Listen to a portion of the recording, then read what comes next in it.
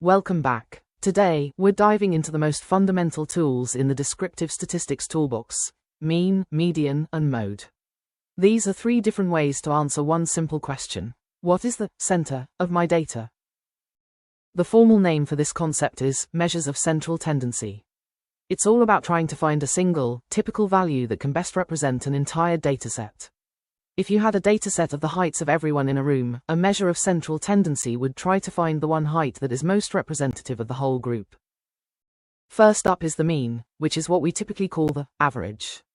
It's simple to calculate: add up all the values and divide by how many values there are.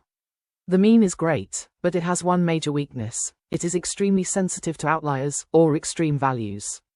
For example, if you have a room full of people with normal incomes and one billionaire walks in, the mean income of the room will suddenly be millions of dollars, which doesn't represent anyone very well. Next, we have the median.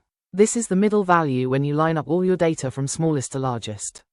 Half the data points are smaller than the median, and half are larger. The median's greatest strength is that it's robust to outliers. When that billionaire walks into the room, the median income barely changes at all. This makes the median a much better measure for skewed data, like salaries or home prices. Finally, we have the mode. The mode is the simplest of all. It's just the value that shows up most often in the dataset. A dataset can have one mode, or even multiple modes. The mode's unique power is that it's the only measure of center that works for categorical, or non-numerical, data. For example, if you're analyzing survey data about favorite car brands, the mode will tell you the most popular choice. So, which one should you use? It completely depends on your data and the question you're asking. For symmetrical data like exam scores, the mean is usually best.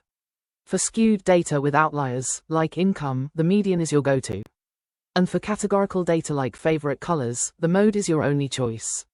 Knowing which tool to use is a key data science skill. Understanding these three simple measures is the absolute first step in analyzing any dataset. They're your fastest way to get a handle on your data's typical value. Now that we know how to find the center, we need a way to measure how spread out the data is around that center. In our next lesson, we'll do just that by exploring variance and standard deviation.